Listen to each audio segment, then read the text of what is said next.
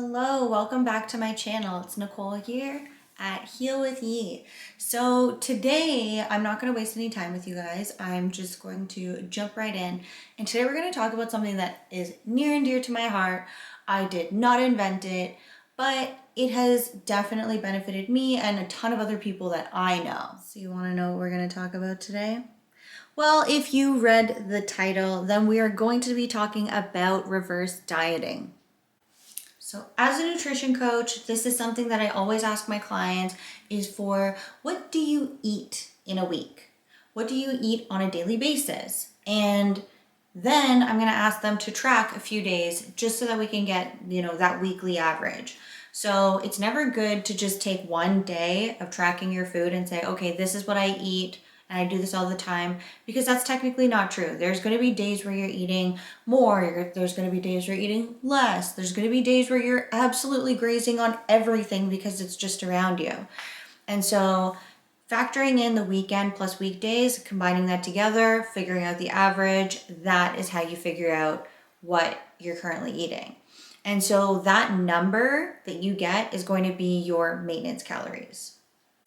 So as a nutrition coach and personal trainer, something that I'm often seeing a lot of is people who are chronically under eating. And society kind of tells us like eat as little as possible. You should always be in a diet, looking for that next new diet, blah, blah, blah, blah, blah, blah, blah, blah, blah. Whatever. I'm so tired of hearing about that now because people should not be in a diet for most of their lives. In fact, they should be eating at maintenance for most of their lives. But the thing is that your maintenance can change based on what you eat.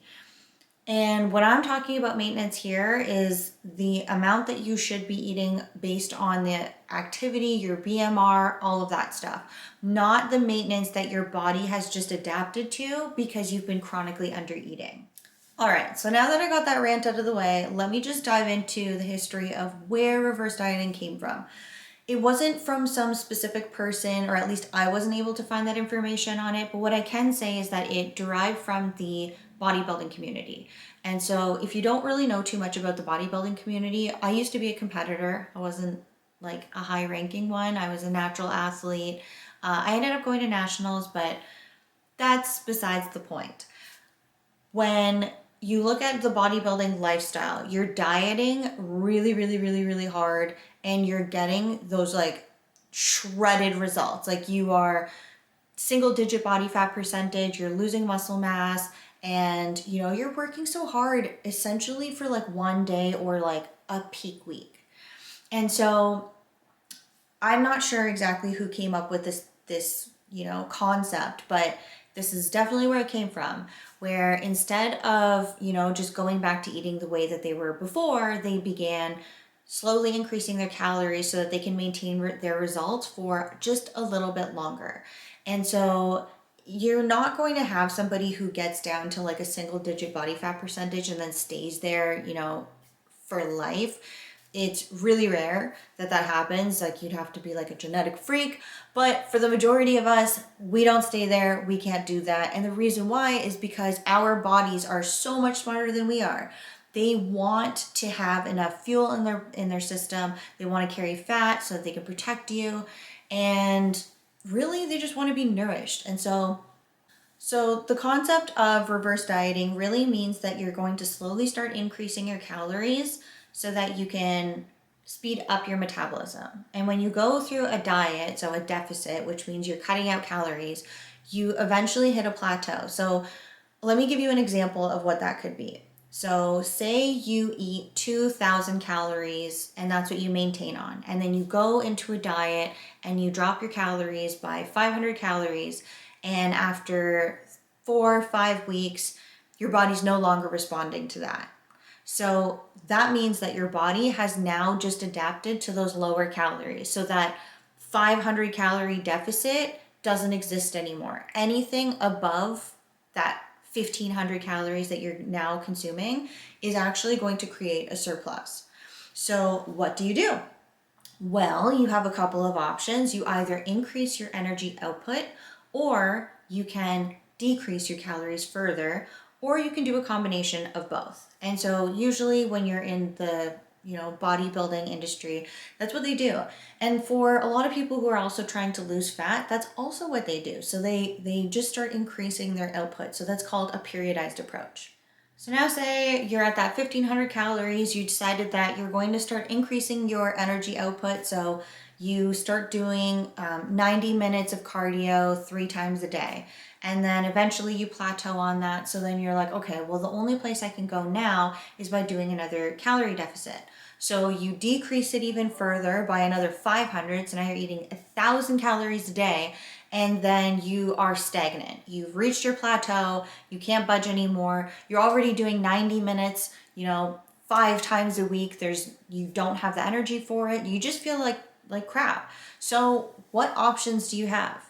Well, you could just reverse diet. So let's talk about that. So now say you're eating that 1,000 calories or 1,200 calories or whatever amount, but it's low. It's lower than what you should technically be eating, right? What you would do in that situation would be to slowly start increasing your calories and slowly start decreasing your activity. So if you were doing 90 minutes for 5 days a week and you were having 1,000 calories a day, you would bump up your calories, I would say probably by 200, because at that point, you really need more food and it's better to get there faster than just keep delaying the process. So I would jump right up to 200 calories more. That way you're not going to have a huge shock in your body where you start gaining a lot of weight. And then I would slowly start decreasing your activity. So if you're doing 90 minutes of cardio a day, then maybe I would change it to 75 minutes of cardio a day. Altogether though, you eventually want to stop doing cardio entirely. If you could get to a point where you're just doing steps, or maybe you do 30 minutes total for an entire week, then that's a whole lot better than doing, I don't even know how much that is because it's a lot and I can't do math that quick in my head. But the point is that you don't want to rely on doing tons of cardio for your fat loss strategy. So I'm going to show you an example now of a client that I worked with, and I worked with her for 12 weeks and it was to go through a reverse diet. Her initial want, I guess, was to lose weight. And we achieved that, but it wasn't through the conventional methods that she's used to. So take a look at my client here. So I'm gonna call her Amanda. So Amanda, she was eating 1,400 calories when we first started working together. And obviously that's not a lot of calories. She was also very active. So she was working out 7 days a week. And every time that she, couldn't lose any more weight, she would do something more drastic. So she would add in another workout. She would start slashing her calories even more. And let me tell you, she ate really clean. It was clean, whole foods, and she had a lot of inflammation because there was a lot of stress involved. There was a lot of physical stress and so all of that. And so when you start taking it easier on your body after you've been running it into the ground for so long, it starts to respond in a positive way. So with Amanda, what happened is she lost 5 pounds in the first week. And then the second week, she lost another 5 pounds. And then she continued losing weight. And she ended up losing, I think it was 12 to 14 pounds. And that was over the course of 12 weeks. So that's 1 pound per week. But it didn't happen in that manner. And if I show you these two photos, so you can see here, there's a significant difference in her body composition. So her weight changed, yes, but her body composition also changed, which is fantastic and exactly what she was looking for. But you know what else was the biggest thing about this that was such a huge win? Was that she was able to go and eat foods that she hasn't eaten in so long. She was able to have date nights, go out to, bridal showers, and not have to be so scared about the food that was going to be there. This is a huge thing that nobody talks about, is that when people are chronically under eating, they obsess over food in a manner that is just, it's not conducive to them. And so when you start thinking about, okay, I can't have this, by saying that you can't, you've just created desire around that. So when you start putting up all these restrictions, it's never good for anybody. As soon as you start restricting your food, you're just creating that temptation. And you want to know what the worst thing is that we as humans, we want what we can't have, and we're going to end up getting it. Like, even me personally, I'm going through a gut protocol right now. I normally, like, I eat whatever I want. That's what I preach, is I preach food freedom. And being in this, there's certain things that I can't have right now. And guess what? These are all the things that I want right now.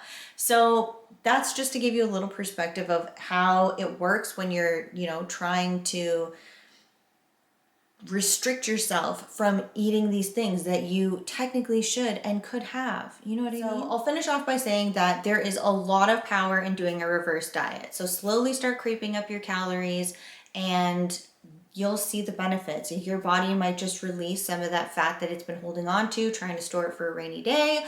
Or you might have more energy, you might have more pleasant experiences and emotional experiences with people that aren't around food. And it's not going to stress you out when you go into social situations. So that is what I will leave you with today. And if you have any questions, feel free to leave a comment. Don't forget to hit the subscribe button. And the last thing that I want to leave you with is that I also have a free guide for reverse dieting. So you can find that in the description below. I also have a link to a 8-week summer guide or summer workout. So if you also want to get a head start on that, feel free to help yourself down in the description below. Thanks for watching. Stay tuned.